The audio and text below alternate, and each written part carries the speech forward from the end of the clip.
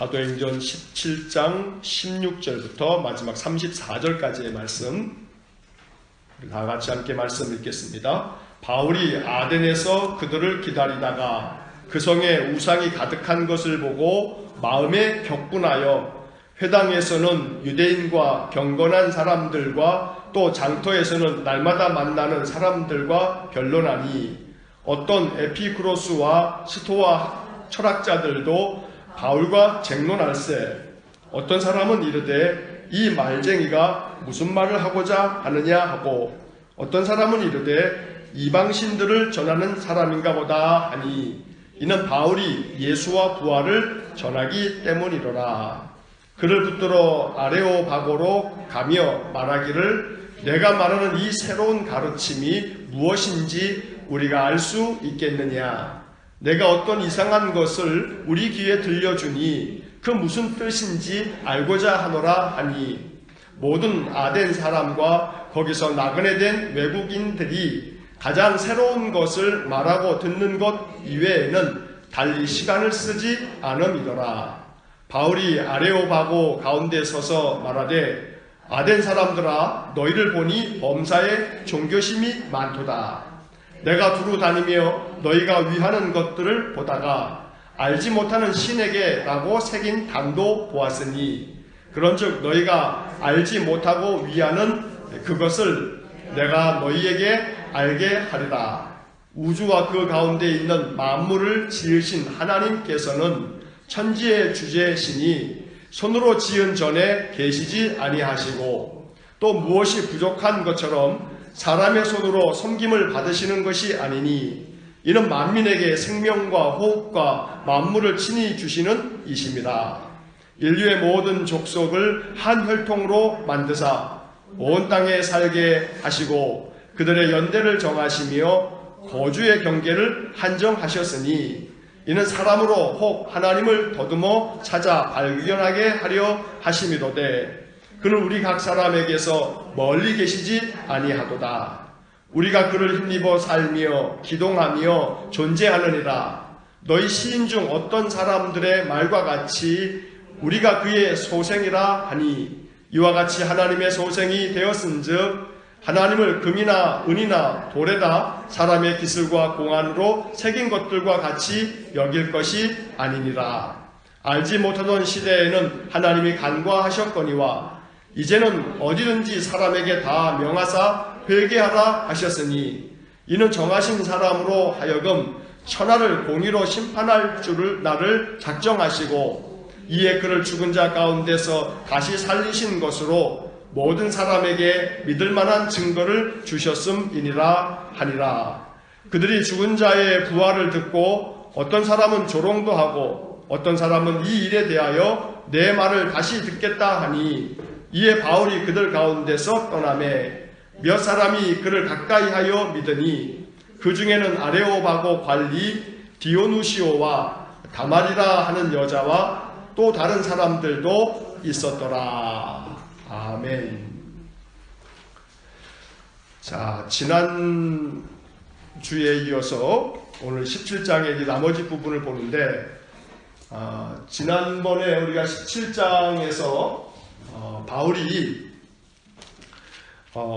빌립보에서 사역을 하다가 데살로니가로 갔다가 데살로니가에서 다시 베레아로 가서 그 베레아에서 도망치듯 데살로니가 사람들이 쫓아와가지고 또 괴롭히니까 바울만 먼저 아주 피난 가듯이 이렇게 아덴으로 내려갔고 그리고 아덴에 도착한 이 바울이 남겨두었던 실라와 디모데를 좀 보내라 오라고 해라 해서 이제 그것이 바로 우리가 지난주 마지막 그 15절 부분에서 보았던 내용입니다.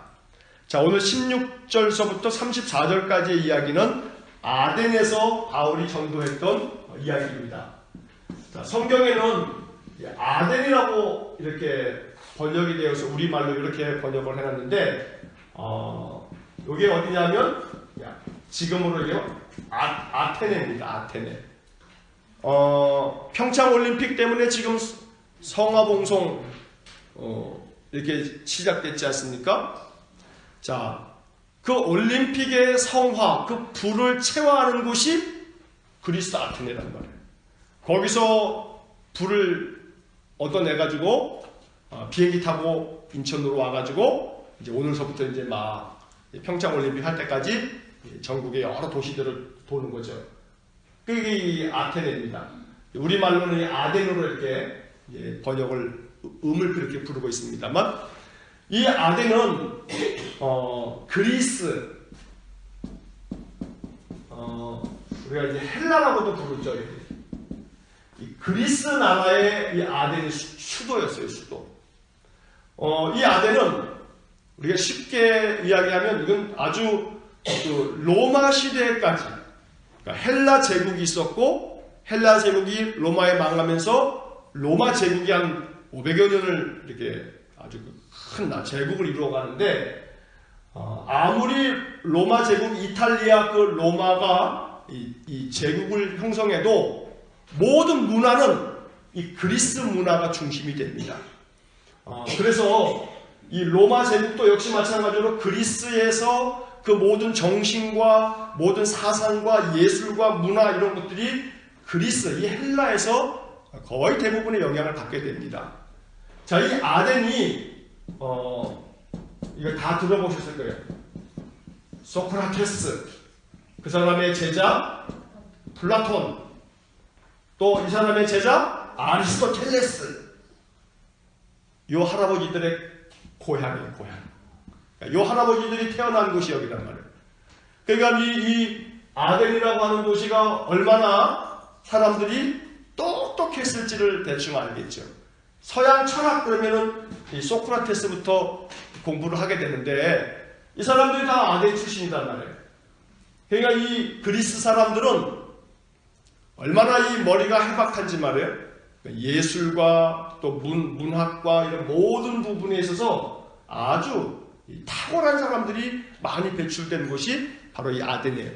그러니까 이 아덴 사람들은 뭔가 새로운 것이 들어왔다 그러면 아주 열을 내고 가가지고 배우고 이게 뭐냐고 토론하고, 토론하는 걸 얼마나 좋아하는지 몰라요. 그러니까 오늘 성경에서도 이제 그런 얘기가 이제 쓰여 있습니다만 21절 한번 잠깐 보십시오. 아덴 사람들의 모습을 우리가 엿볼 수 있는 구절이 나오죠. 21절 보시면 모든 아덴 사람과 거기서 나그네 된 외국인들이 가장 새로운 것을 말하고 듣는 것 이외에는 달리 시간을 쓰지 않음이더라. 그리스 사람들은 매 모이면 뭔가 새로운 거 없어? 뭐 새로운 뭐 없어? 매 그거 하면서 그거 이야기하면서 사는 것밖에는 딴 낙이 없는 사람들이에요. 그만큼 이 헬라 사람들, 이 아덴에 사는 사람들의 성향이 어떤지를 우리가 엿볼 수가 있어요. 물론 또 22절의 말씀에도 보면 바울이 이 아덴 사람들에게 설교를 시작하면서 그런 말도 하죠. 너희를 보니까 범사에 종교심이 많도다. 그러니까 우리가 아마 학창시절에 그리스, 로마, 신화, 이제 이런 얘기를, 이런 책들을, 그리스 신화 책들을 아마 한 번씩 다 이렇게 뭐 문고판이든 어린이판이든 뭐 이런 것들을 보셨을 거예요. 그러니까 제우스 신을 중심으로 해가지고 여기 신들이 얼마나 많아요. 성경학자들의 그 주석들을 보면은 이 그리스에 신들만 한 300여 신이 있다고 이야기하고요. 그리고 이 신들을 위한 여러 제단들이 있지 않습니까? 그런 제단이 이 그리스 안에 3만여 개 정도가 있을 정도였다라고 말을 합니다. 그러니까는 이 그리스라고 하는 이 나라, 여기 수도가 이제 아덴이니까 이곳이 얼마나 문화나 문학이나 예술이나 이런 정신사적으로는 철학적으로는 굉장히 으뜸간 도시였는데, 동시에 영적으로는 맨 미신과 우상과 온갖 잡신들이 두글두글한 곳이 바로 이곳이었단 말이에요. 그래서 이 아덴을 전도한다라고 하는 것은 참 쉽지 않은 일이에요. 바울이 1차 전도여행서부터 3차 전도여행까지 그 여러 해 동안에 그 유럽의 모든 도시들을 다니면서 제일 복음을 전하고 난 다음에 성과가 저조하고 별 볼 일 없었던 도시, 아덴이에요, 아덴. 조금 심하게 얘기하면, 요 아덴에는 여기 똑똑하신 어른들한테 배운, 이 똑똑하신 어른들한테 배운 사람들이 여기에 드글드글하단 말이에요. 보통 머리에 찬 것이 많은 사람은요, 그 자기 찬 걸 가지고 막 예수의 이 복음도 따져보고, 이리 따져보고 저리 따져보고, 그러면서 그게 논리가 되네 안 되네, 또 뭐 천국이 있네 없네, 이제 이러면서 결국 그리스도로 말미암아 구원함을 얻는다? 이게 말이 되네 안 되네. 그래서 결국은 예수를 안 믿을 공산이 아주 큰 거죠. 다 그렇다고 말할 수는 없지만, 소위 말해서 많이 배웠다라고 하는 사람이 그 배운 지식이 교만이 돼가지고 예수 그리스도의 이 은혜의 복음을 받아들이기가 쉽지 않아요. 예전에 이 전도폭파 훈련을 시키면서 이렇게 복음 제시의 현장을 저도 가가지고 이제 쭉 하다 보게 되면, 어떤 분은 이제 그래요. 하나님께서 이렇게 우리에게 구원을 값없이 선물로 주셨다는 이야기를 쭉 한 시간 가까이 쭉 이야기를 나누고 나면, 맨 마지막에 가서 뭔 소리 하냐면, 난 값없이 받는 거 싫다고. 내가 뭔가 하고 받아야지 왜 값없이 받냐고. 아무리 뭐 공짜로 양잿물도 다 마신다고 그러지만 난 그런 거 제일 질색인 사람이라고. 그러니까요. 하나님께서 베풀어 주신 그 구원을 좋다 이 말이야. 그건 좋겠는데 나 그거 그냥 안 받을 거라고. 나 그 값을 지불하고서 받을 거라고. 그럼 그 값이 얼만큼 큰 값을 지불하시고 그걸 얻으실 수 있을 거라고 생각하느냐고. 그러면 그래도 나는 값을 어쨌든 지불할 거라고. 방법이 없어요, 방법이. 그러니까는 이 아덴 사람들이 그런 거예요. 그러니까 바울이 이 아덴에서 나름대로 아덴에서의 바울의 전도는요, 실패라고 딱 이렇게 단정지어서 말할 수는 없지만 실패하는 실패였어요. 이 아덴에서 떠난 다음에 다음 주에 우리가 보게 될 곳이 어디냐면, 아덴에서 어디로 가냐면 고린도로 가요. 고린도로 가는데, 이 고린도에서 바울이 복음을 전하고 세워진 교회가 고린도 교회죠. 그리고 이 고린도 교회에 쓴 첫 번째 편지가 고린도 전서란 말이에요.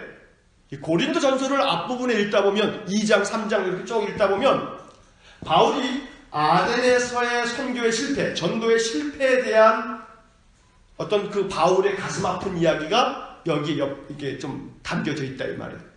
그래서 고린도전서의 그 앞부분에 보면 뭐라고 얘기하냐면, 내가 이제는 그리스도의 십자가 외에는 내가 전하지 않겠다 하는 얘기를 이 고린도전서에서 하거든요.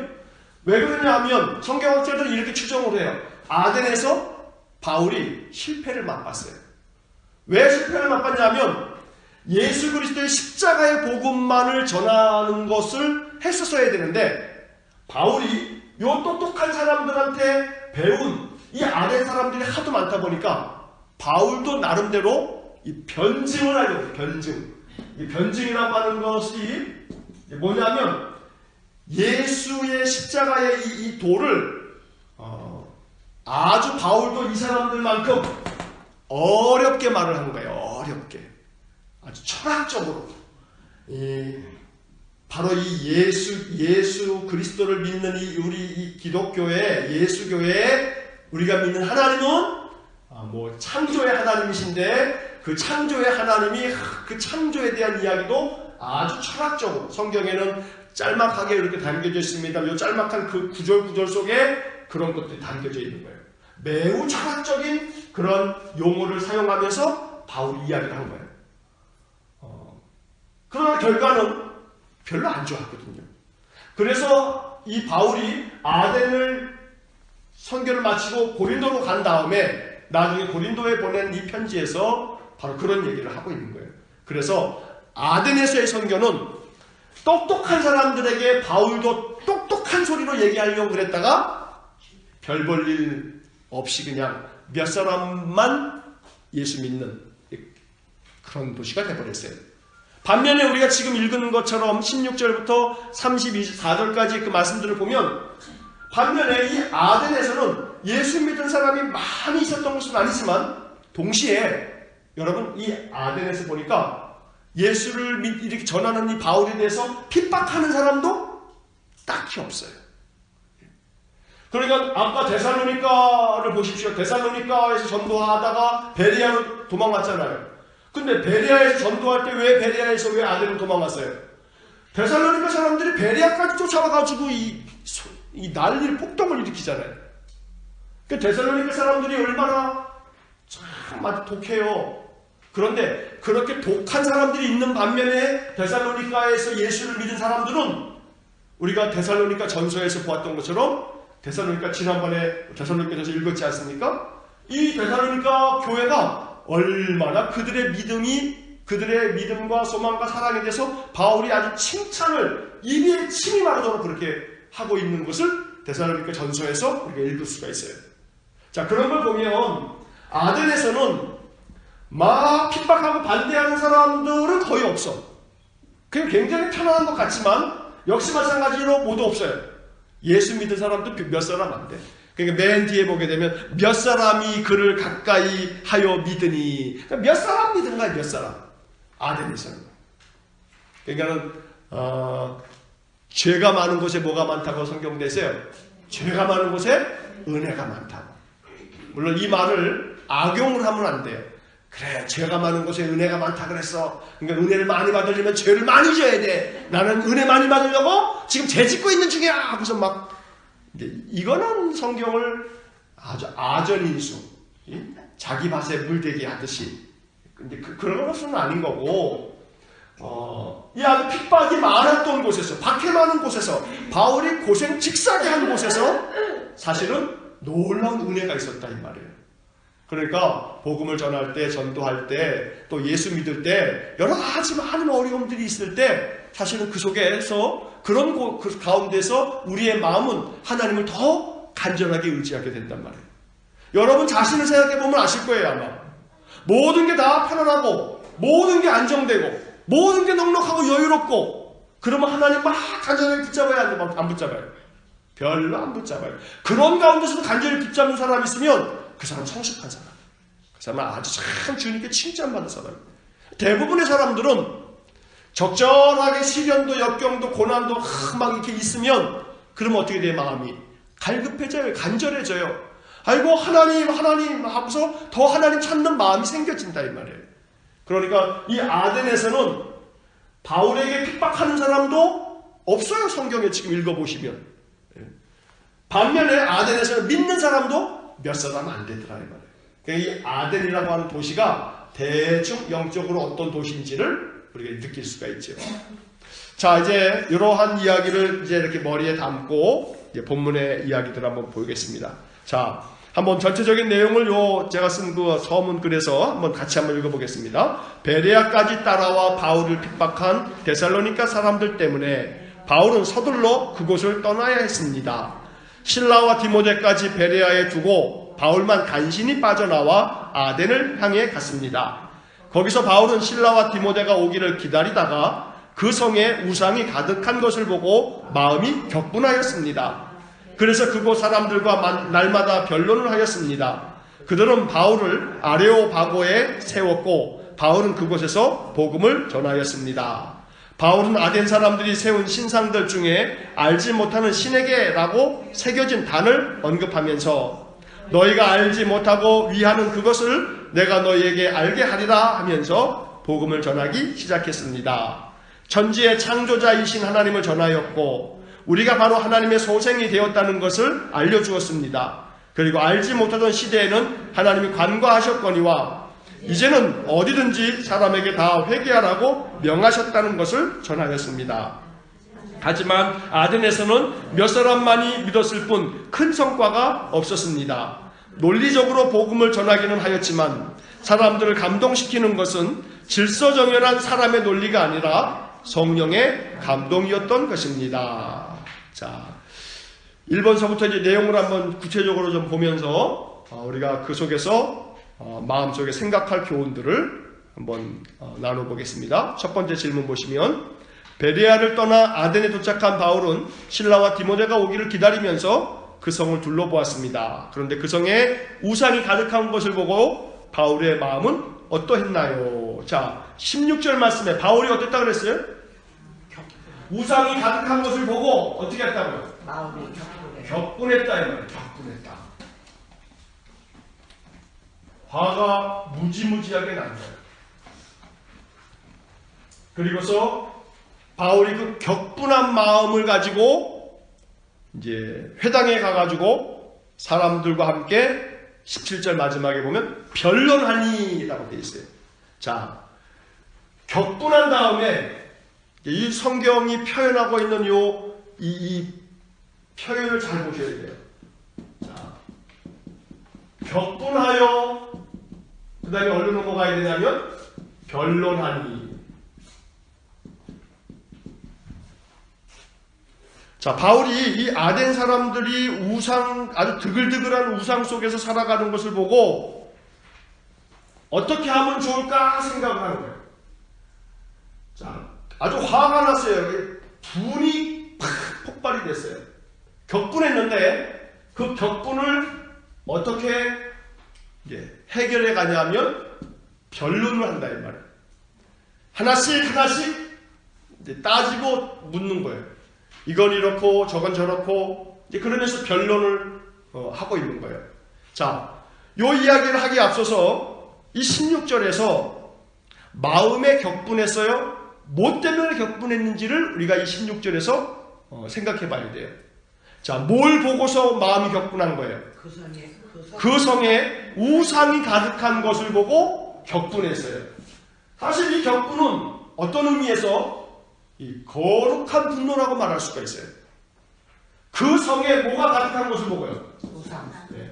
우상이 가득했다 이 말이에요. 하나님 외에 헛된 것들이 가득한 거예요.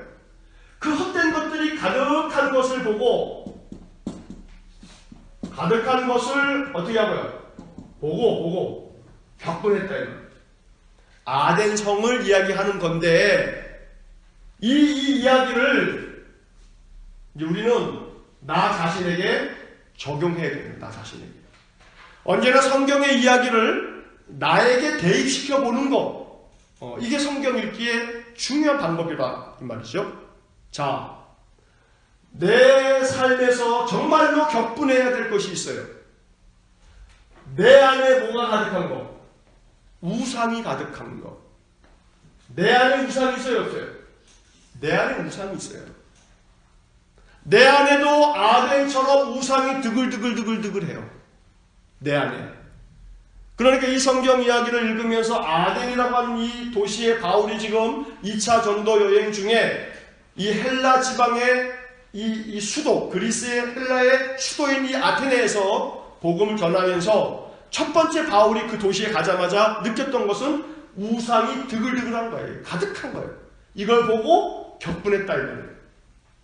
그러면 우리도 딴 거 보기 전에 내 안에 우상이 가득한 것을 볼 줄 아는 영적인 눈이 열릴 수 있어야겠다 이 말이에요. 그러면 내 안에 있는 우상이 뭔지를 한번 생각해 봐야 돼. 내 안에 있는 우상. 아이고 나는 하나님만 섬기고 있는데 나는 하나님 외에는 다른 우상을 두고 있지 않은데 라고 생각할지 모르지만 내가 더 많이 의지하는 것도 있어요. 더 많이 의지하는 것. 내가 더 많이 의지하는 것. 돈 꽤나 좀 있는 사람들은 뭘 의지해요? 돈을 의지하죠. 돈이면 다 된다 하는 생각이 딸려 있어요.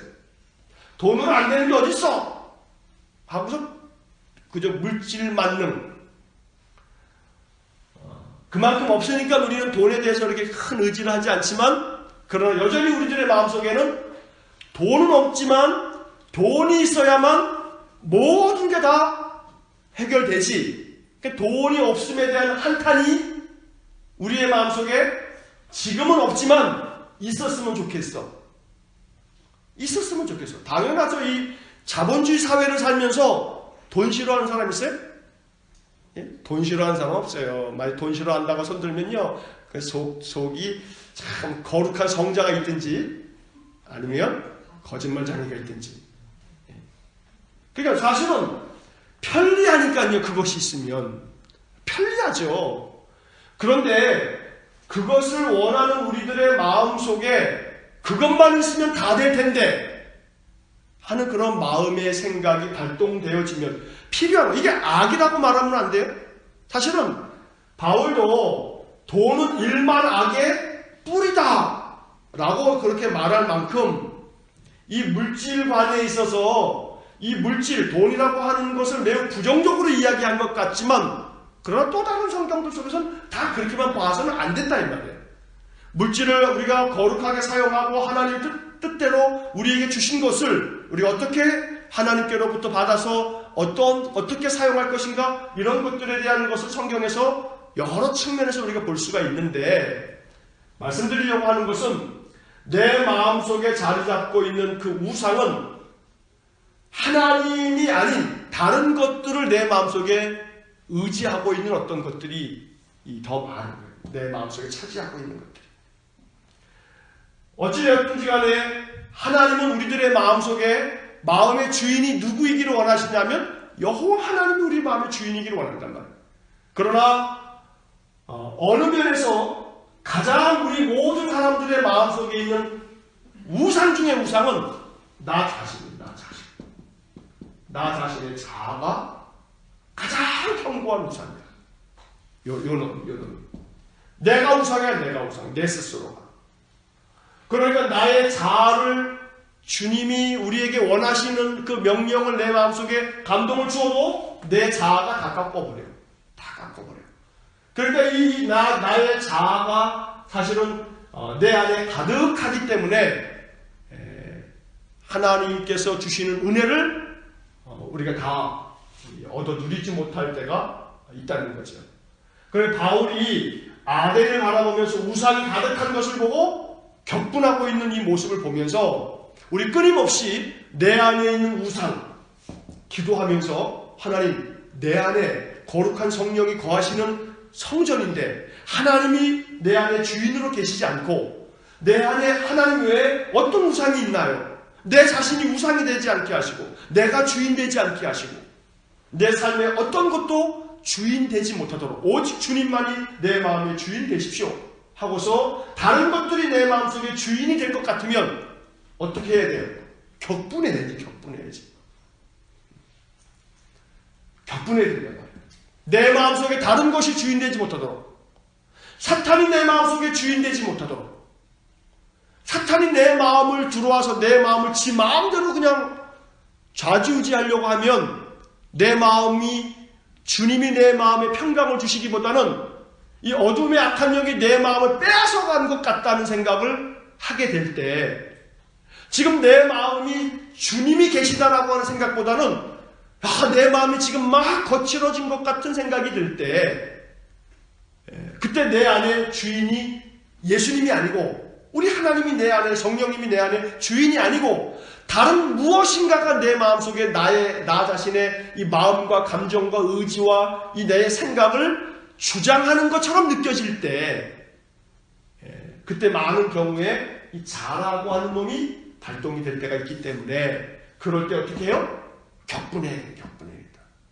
이 격분은 다른 게 아니라 예수 그리스도의 이름으로 내 안에 가득한 나의 자아와 내 안에 가득한 하나님 외에 나 자신의 주인 되려고 하는 모든 마음들은 예수 이름으로 명하노니 물러가라 하면서 끊임없이 내 안에 가득한 우상을 향해서 격분할 줄 아는 그런 거룩한 마음이 우리 안에 늘 훈련될 수 있기를 간절히 원합니다. 쉽지는 않지만 계속 이러한 말씀을 들으시고 하나님이 내 마음의 주인이 되시면, 하나님이 내 마음속에 가득하면, 가득이라고 하는 말이 되는데 하나님이, 성령님이 내 안에 가득하면 내 마음이 평안해요? 아니면 막 번민이 쌓여요? 평안하죠.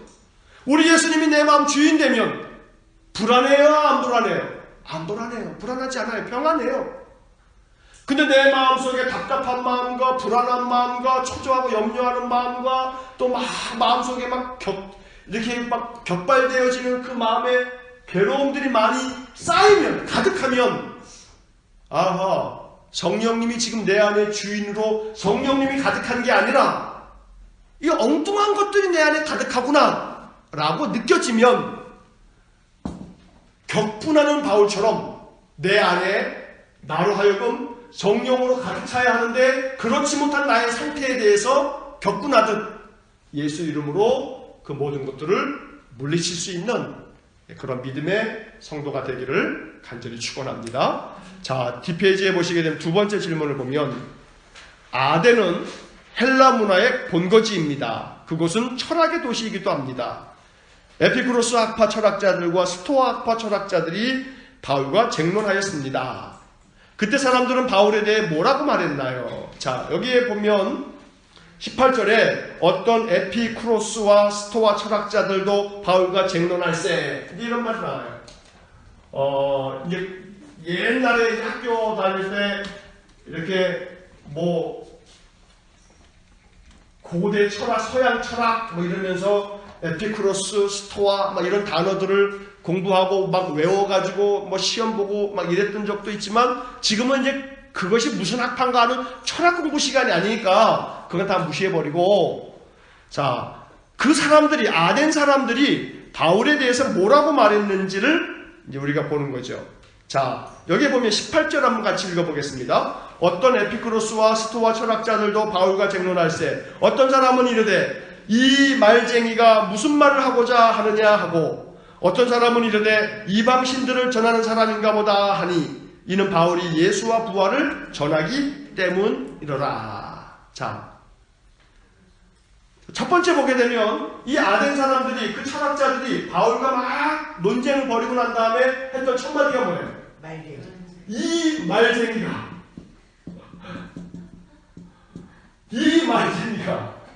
야, 옛날부터 예수 믿는 사람들은 뭘 잘해요? 말 잘해요. 교회계 3년이면 설교도 하고 방언도 하고 그런다잖아요.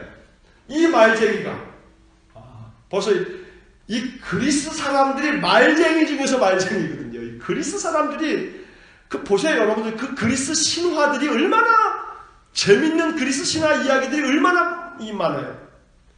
전 세계에 지금까지 이 동서고금을 막론하고 그렇게 신화가 많은 나라가 없어요. 그러니까 얼마나 말을 만들어내는 것에는 그리스 사람을 능가할 수가 없어요. 근데 그리스 사람들이 바울과 함께 논쟁을 벌이고 난 다음에는 입이 딱 벌어지는 거야.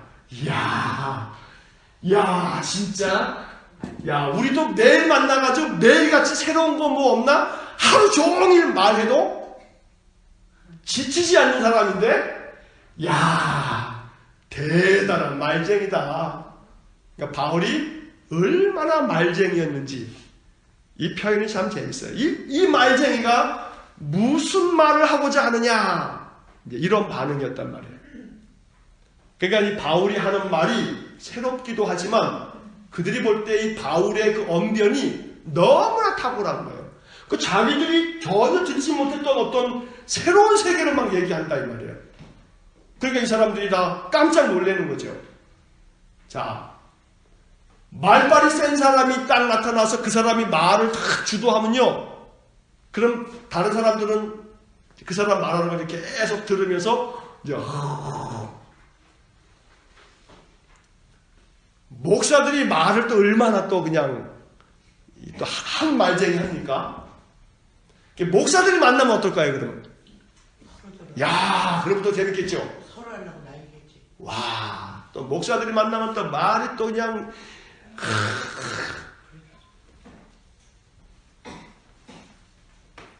지난번에 제가 저희 그 신학교 친구들 저까지 포함해서 4명 이렇게 이제 만났는데 여기 지금 일산 동암교회 부목사로 있는 저희 동기가 하나 있어요. 그리고 여기 정발산에 저 명성교회 기도처에서 거기 수석 목사다가 여기 지금 그 정발산 쪽에 개척 나온 목사가 또 친구 하나 있어요. 그리고 거룩한 빛 강성교회 그 협동 목사로 있는 또 친구 목사가 있어요. 그러면서 이제 뭐 하나 우리 한국 기독교 봉사단 거기 단장을 맡아서 이제 이렇게 막 연합운동하는 목사가 있어요. 넷이 만나가지고 이제 애니컬에서 밥을 먹으면서 5시에 만났나? 그래서 이제 밥을 먹는데 10시까지 거기서 있다 나왔는데 와, 씨. 밥을 이제 5시부터 먹어서 천천히 6시쯤 먹고 차가 나오길래 차 마시면서 차 마시면서 이제 그러니까 뭐 속된 말로 뭐 여자 셋이 모이면 뭐 그러면서 말 많다는 것도 다 쓴 거짓말이야. 남자들이 목사 셋넷이 모이니까 또 말이 또 그냥 막 전 세계를 돌아다니네, 전 세계를. 근데 이제 여기 부목사 하고 있는 그 친구 목사나 또 저나 뭐 본 게 많지 않으니까 뭐 보고 들은 게 많아야 이게 또 이게 말이 많은 건데 보고 들은 게 뭐 많나 10년 동안 풍덩에 풍덩 빠져가지고 매일 여기서만 머물러 있으면 뭐 교계가 어떻게 돌아가는지 세상이 어떻게 돌아가는지 아나. 제가 그날 6, 7, 8, 9, 5시간이네요. 제가 본 건 없지만 그러니까 귀로 들은 기독량이 와 한국교회의 모든 교계의 흐름을 제가 그날 다 꿰찼어요. 그리고 이 선교사들의 이 연합 그 기관에 있는 그 목사는 이제 전 세계 선교사들 여러 가지 그런 뭐라든가 이런 NGO 사업이라든가 이런 것들 정보가 너무나 빠서 거기 사람들 인맥이 우리가 듣는 사람들 막 뉴스에 나온 사람들 막 다 알아. 인맥이 대단한 인맥이에요. 그러니까 이 말쟁이가 얘기 뭐 털어지니까 막 전 세계 또 NGO 우리나라 단체 NGO 단체들 선교 단체들 선교사들 막 미주알 고주알 막 그 사람들의 비하인드 스토리까지 얘기가 다 나오는 거야 막 그냥. 얼마나 말을 재밌게 5시간이 언제 갔는지 모르게 5시간이 갔어. 그런데 자 여기서 이제 이 이야기의 초점은 말이에요. 이 아덴 사람들이 이러한 말쟁이 바울을 만나서 얘기를 무수하게 듣고 그 얘기를 듣다 못해 더 듣겠다고 어떻게 하냐면 자, 그 밑에 보시면 19절 말씀 보세요. 그를 붙들어 아레오바고로 가며 말하기를 네가 말하는 이 새로운 가르침이 무엇인지 우리가 알 수 있겠느냐. 그러니까 야, 이 말쟁이가 지금 무슨 말 하는 거냐. 요 정도 말이 나올 정도면 말을 조금 한 거예요? 많이 한 거예요? 많이 한 거죠. 이미 많이 전초전을 많이 했어. 이거 1회전은 전반전을 한참 말을 해가지고 바울의 이야기에 지금 막 설득당하고 야 대단한 건데 이거 우리가 못 들어봤던 얘기인데 이건 또 무슨 신화냐? 와 그 뭐 예수가 뭐 죽은 사람을 살렸어? 야 뭐 바다 위를 뭐 걸었어? 야 대단한 자기들이 제우스 신, 헤라 신, 아폴론 신 막 이런 신들 얘기 듣다가 무슨 예수라는 신이 또 저 팔레스타인 땅에서 와 뭐 죽은 자를 살렸어? 막 이런 얘기를 한참 전반부에서 듣고 난 다음에 그거에 성이 안 차가지고 아레오바고라고 하는 것은 시의회 혹은 광장 혹은 시장 이런 말이에요. 그러니까 시장통 사람들이 모두가 모여서 광장에서 막 얘기하는 그 광장 여기에 바울을 데리고 가는 거예요. 데리고 가가지고 거기서 또 한 번 후편이 있는 거예요. 전편에서 한참 듣고 후편을 또 듣는 거예요. 그러니까 이 아덴 사람들도 대단한 사람들이죠. 자, 바울은 이렇게 많은 이 말쟁이라고 얘기를 들을 만큼 말을 하는 것에 포인트가 어디에 있었냐면 얘기는 즉슨 이게 중요한 거죠.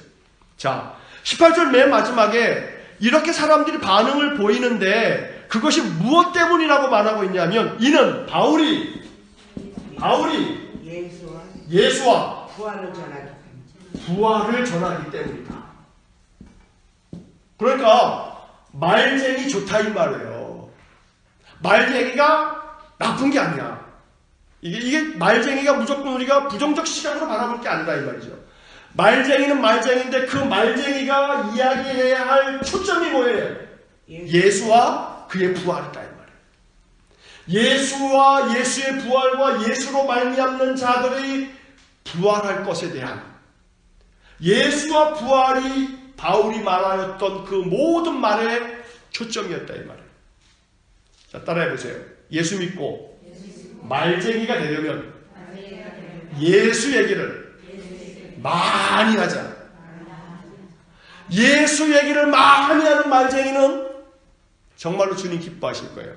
근데 예수님 얘기는 온데간데 없고, 맨 예수님은 온데간데 없고, 맨 그냥 세상에 돌아가는 얘기, 우리 주변 사람들 돌아가는 얘기, 이제 그걸로만 말쟁이가 되면 그게 문제인 거죠.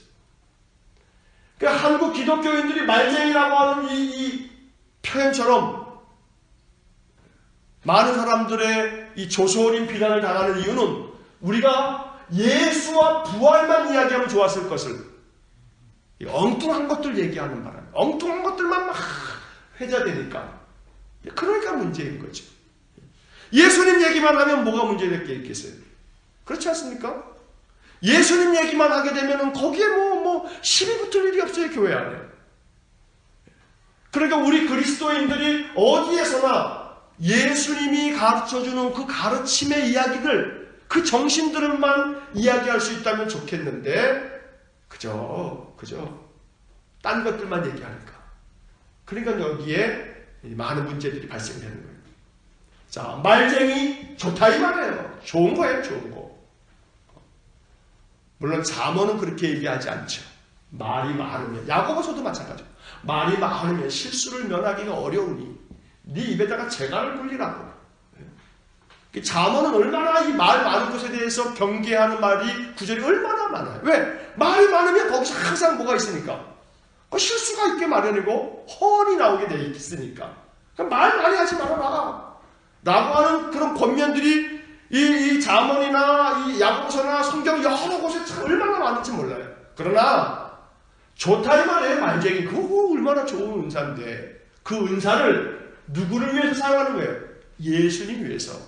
예수님 위해서. 언제나 자기가 가지고 있는 것은 여러 가지 어떤 것이든지 간에 은사예요. 은사. 말을 많이 할 수 있는 것도 그것도 은사라 이 말이에요. 은사. 말이 없는 것도 은사고. 그런데 이 은사, 선물이거든요. 선물.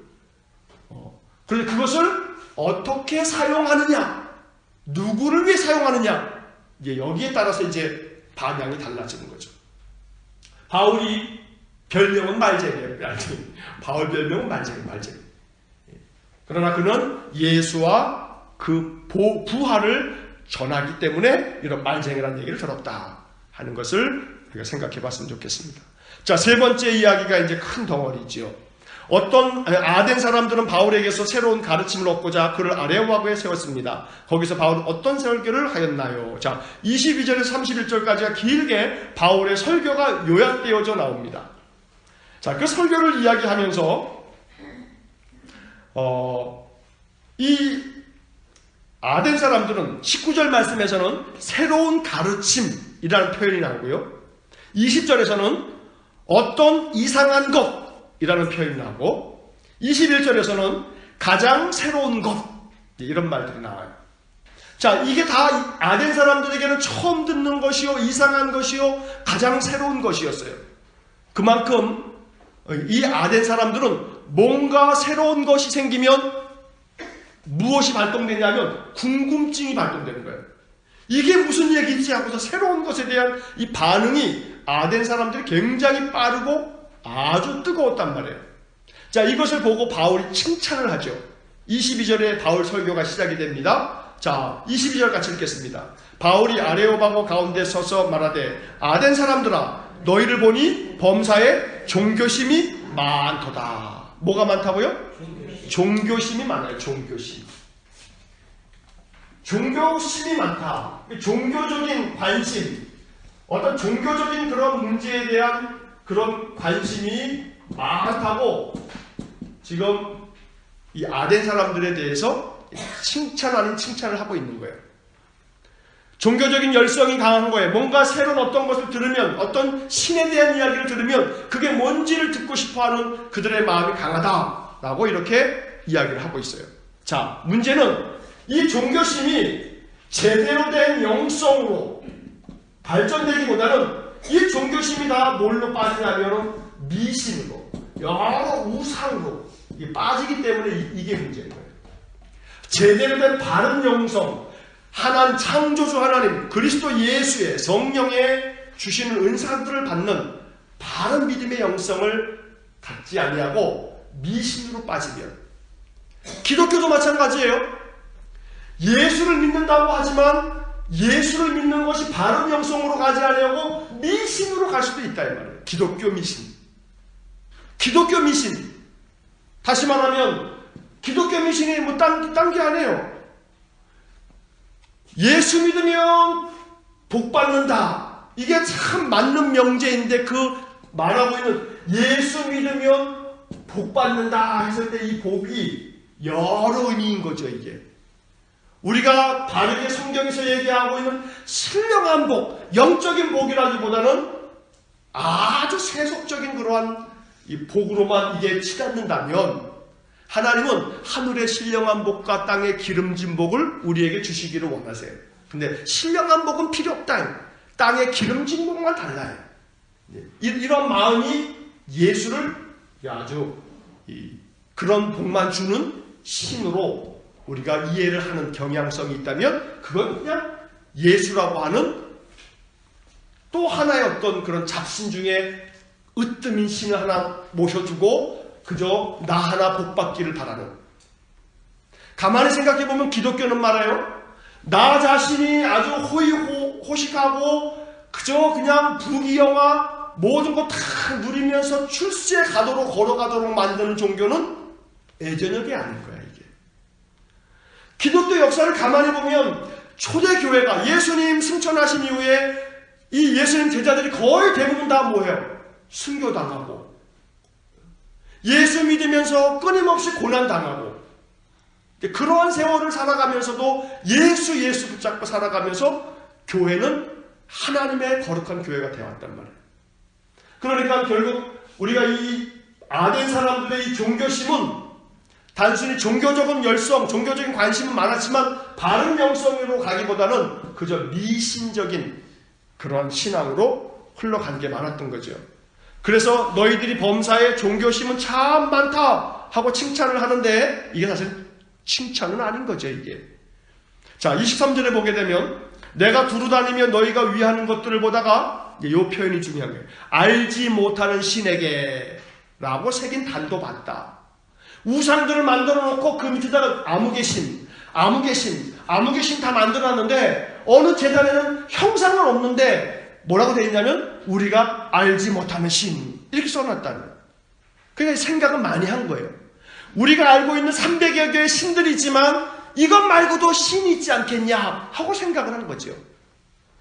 자, 바울이 그걸 딱 보는 순간에 바울은 옳거니 바로 너희가 지금 알지 못하는 신이라고 말한 그게 누구냐면 그게 하나님이다 라는 논리로 가는 거예요. 지금 이게. 자, 그 다음 그러한 알지 못하는 신에게라고 하는 그 단을 봤는데 너희들이 그 알지 못하는 그 신을 내가 너희들에게 알려주겠다 라고 말하고 있어요. 자, 여기에 이제 함정이 있는 거예요.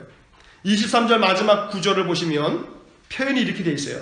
그런즉 너희가 알지 못하고 위하는, 너희들 알지도 못하면서 너희들 제단을 만들어 놓고 제물 바치고 이렇게 있는 이 알지 못하는 신을 위하여 이렇게 하고 있는 것들에 대해서 바로 그것을, 그 다음 맨 마지막 문장이 뭐라고 됐어요? 그것을 내가 너희에게 알게 하리라. 누가 누구에게 알게 한다고요? 바울이 내가 아덴 사람 너희들에게 알게 하겠다. 그러니까 이 짧은 한 문장 속에서 이 아덴에서의 바울의 전도는 지금 뭐에 초점을 맞추고 있냐면 바울이 너희들이 알지 못하는 신에게 라고 말하고 있는데 그것을 내가 너희들에게 알게 해주겠다.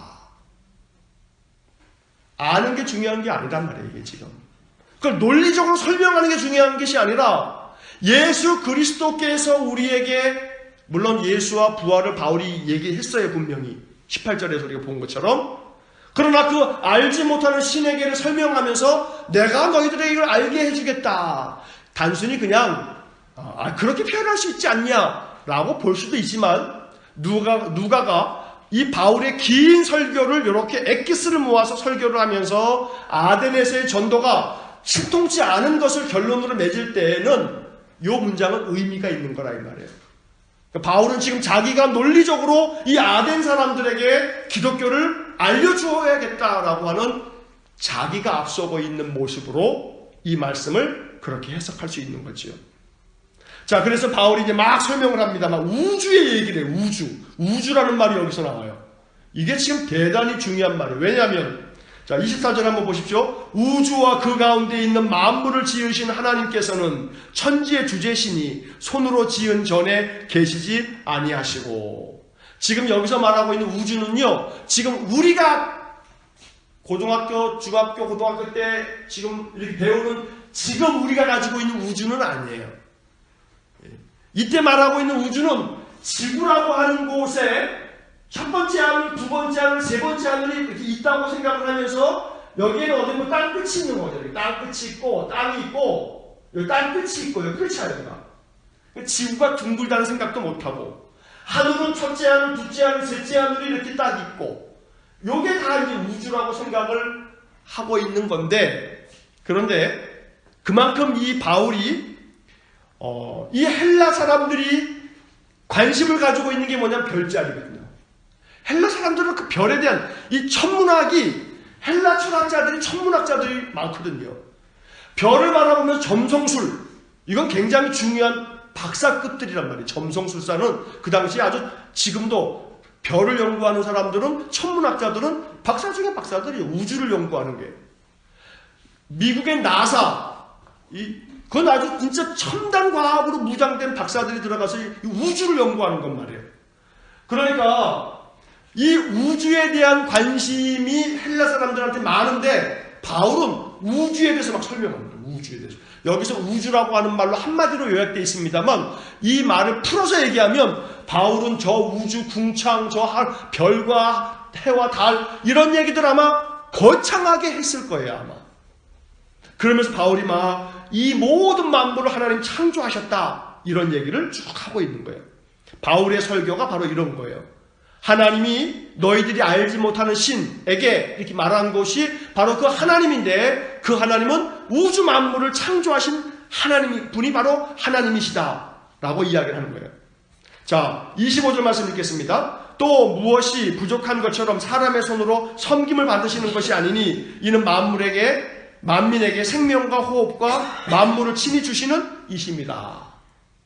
그러니까 이 신은 어떤 신이냐 하면 만민에게 모든 사람들에게 뭘 주신다고요? 생명과 호흡을 주시는 분이고 이 세상 만물을 친히 주시는 분이시다 라고 이야기를 하는 거예요.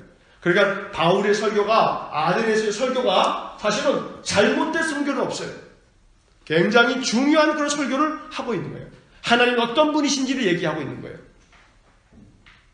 그런데 거기에 초점에서 이 하나님에 대한 이야기를 이렇게 하고는 있는데 지금 여러분들이 아까 우리가 읽었던 이 본문의 이야기 쭉 뒤에 많기 때문에 이제 요 내용은 여기까지만 하겠습니다. 자, 이런 얘기를 하고 있는 중에 바울의 설교에 지금 뭐가 빠져 있냐면 예수 그리스도와 십자가와 부활이 이 이야기의 핵심이 되고 있지는 않더라 이 말이에요. 그러니까 바울이 다른 곳에 가서는 예수의 십자가와 부활을 많이 이야기했는데 여기에서는 이 사람들이 관심 가질 법한 하늘과 땅의 기원 이게 어떻게 만들어졌느냐 이 천지 만물이 어떻게 지금 운행되는 거냐 이것을 만드신 분이 하나님이시다 이런 얘기들을 주로 하고 있는 거예요. 헬라인들에게 복음을 전하려다 보니까 어쩔 수 없는 측면도 있었습니다만 그러나 사실은 뭐에 초점이 빠져 있냐면 예수의 십자가와 부활이 빠져 있는 거예요. 자, 아무리 여러분들이 살펴보셔도 22절서부터 31절까지 나오는 쭉 말씀을 보게 되면 거기에 그 설교 중에 바울의 설교문을 지금 그대로 써놓은 건데 이렇게 요약해 놓은 건데 누가가 예수와 십자가와 부활에 대한 이야기가 이 설교 중에는 없더라 이 말이에요. 정말로 전해져야 될 예수 그리스도의 복음이 생략되어져 버린 거예요. 이게 없었던 거예요. 자, 그로 말미암아 이 설교 자체가 잘못됐다는 것이 아니라, 잘못되지 않았는데 뭐가 없는 거예요? 예수의 십자가와 부활이 없었다 이 말이에요. 자, 마지막 네 번째 질문에서 바울의 설교를 듣고 아덴 사람들의 반응은 어떠했나요? 자, 그 반응은 32절 말씀 보겠습니다. 32절 같이 읽겠습니다. 그들이 죽은 자의 부활을 듣고 어떤 사람은 조롱도 하고 어떤 사람은 이 일에 대하여 내 말을 다시 듣겠다 하니 이에 바울이 그들 가운데서 떠나매, 자, 몇 사람이 그를 가까이 하여 믿으니, 이렇게 돼 있어요. 그 중에 누가 있다 이렇게 돼 있죠. 자, 죽은 자의 부활에 대해서도 바울이 이야기를 했어요. 죽은 자가 부활한다. 근데 죽은 자가 부활을 하는 것에 이 아덴 사람들이 관심은 가지고 있지만 정작 바울이 복음을 제시하면서 죽은 자의 부활은 예수 그리스도께서 십자가에 죽으시고 부활하심으로 잠자는 자의 첫 열매가 되셨기 때문에 우리 또한 그로 말미암아 부활을 하는 것이다 라고 하는 이야기를 했을지, 아니면 죽은 자의 부활에 대한 어떤 이야기들을 했을지 알 수는 없어요.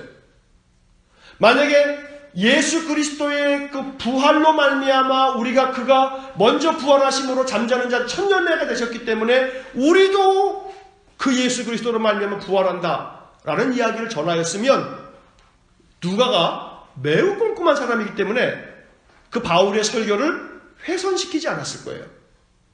근데 이 아덴에서의 바울 설교는 거기에 초점이 있었던 것 같지 않다 이 말이에요. 한 예로 고린도 전서를 보게 되면 고린도 전서 15장이 부활장인데 거기서는 예수 그리스도의 부활에 대한, 죽은 자의 부활에 대한 이야기를 예수 그리스도와 이 부활을 이야기를 하고 있더란 말이에요.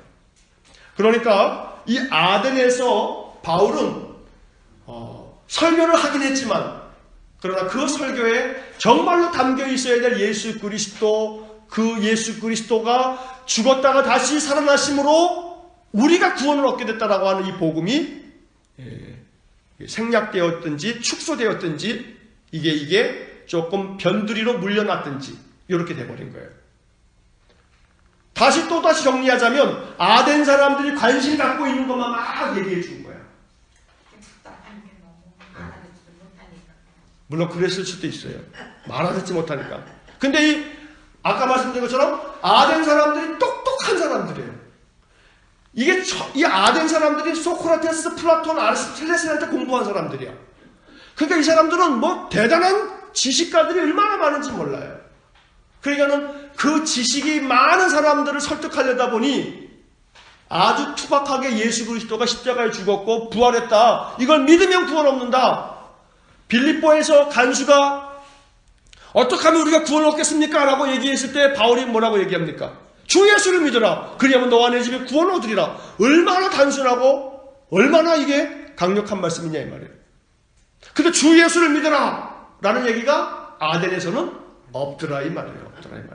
그러니까 이 아덴 사람들이 종교적으로 철학적으로 대단히 공부를 많이 한 사람들이 많다 보니까 그 사람들이 그래도 조금 이렇게 해야 알아듣겠지 하면서 막 얘기를 했지만 정작 예수 그리스도의 십자가와 부활을 바울이 생략 내지는 축소를 했기 때문에 이 그리스도의 부활의 복음이 약화되어지면서 이 아덴에서의 선교의 역사가 별로 성과를 보지 못했다. 그래서 결국은 몇 사람이 그를 가까이 하여 믿었을 뿐이고, 바울은 여기서 어떻게 합니까? 그들 가운데서 바울이 떠났어요. 자, 생각해 보세요. 오늘 말씀을 정리하면서 바울이요 1차 전도 여행을 갔을 때 말이에요, 또 2차 전도 여행을 지금 다니고 있으면서 한 도시에서 또 다른 도시로 옮겨갈 때 대부분 다 어떻게 옮겨가요? 도망치듯이 옮겨가요. 드립다 맞아가지고 실신해가지고 갖다 내버리니까 거기서 간신히 살아가지고 또 딴 데로 가고 이랬단 말이에요. 어느 도시에서 또 다른 도시 갈 때는 매일 핍박받아가지고 도망치듯이 떠났는데, 지금 이 아덴에서는 어떻게 떠나요? 바울이 자기 발로 얘기 다 하고 난 다음에 그냥 떠나네. 지금 뭐 쫓길 것도 없어. 쫓아오는 놈도 없어. 그만큼 영적으로 이 아덴은 바울에게 기억하고 싶지 않은 아주 참 찝찝한 도시가 돼버린 거예요. 그러니까 이 아덴 교회는 없어요. 분명히 선교지를 갈 때마다 데살로니카를 가고 빌립보를 가고 고린도를 가고, 그죠? 가는 곳마다 바울은 교회를 세워가지고 나중에 그 교회에다 뭘 보내요? 편지를 보내잖아요. 그러니까 빌립보서, 데살로니카 전후서, 고린도 전후서 다 있는데 아덴에서 이렇게 머물러서 아덴에서 이야기가 이렇게 많이 나와 있는데 아덴서가 없잖아. 아덴서가. 아덴서가 없으니까 아덴의 교회가 세워진 거야, 안 세워진 거야? 안 세워진 거야. 아덴의 교회가 안 세워진 거야. 그러니까 바울이 두고두고 이 이야기에 대해서 나중에 생각을 하는 거예요. 내가 예수 그리스도만 전할 걸. 내가 예수만 전할 걸. 내가 그 똑똑한 놈들 설득하려고 설득하는 말 했다가 거기는 교회도 못 세워버렸네. 이러한 형국이 돼버렸다 이 말이에요. 그러니까 복음을 전할 때는 우리의 지식을 전하는 게 아니고 논리를 전하는 것이 아니고 그저 예수 그리스도께서 우리를 구원하시는 구주가 되심을, 그럴 때 성령께서 감동을 주시면 그 사람을 믿는 거고, 그 사람이 아덴 사람처럼 그저 머리가 좁아가지고 핑글핑글 따지고 묻고 막 이러다 계산하다 보면 안 믿으면 그냥 안 믿는 거고, 뭐 방법은 없습니다. 그래서 결국 이 아덴에서의 바울의 선교는 전도는 아쉬웠지만 우리에게는 많은 시사점이 있는 그런 말씀들입니다. 오늘 말씀을 마치면서 이 아덴으로 옮겨갔던 이 바울이 이 아덴에서 그들 안에 우상이 가득한 곳을 보고 격분하였던 것처럼 내 안에 가득한 우상은 없는지, 내 안에 자아가 주인 노릇하고 있는 것은 아닌지, 이거에 대해서 끊임없이 내 스스로에게 격분할 줄 아는 영적인 그런 거룩한 마음이 있어지기를 원하고, 또 바울이 이 아덴 사람들을 만나서 복음을 전하면서 느꼈을 여러 가지 생각들을 우리가 느껴볼 때 예수 그리스도의 복음, 예수 그리스도의 십자가, 예수 그리스도의 부활, 오직 이것이 우리의 신앙의 중심이 될 때 여기에 그리스도의 능력이 나타난다는 사실을 우리가 잊지 말아야겠습니다. 늘 말씀 안에서 늘 주님의 그리스도의 십자가와 그 부활만이 우리의 신앙의 근간이 될 수 있기를 주의 이름으로 간절히 축원합니다. 함께 기도하시겠습니다.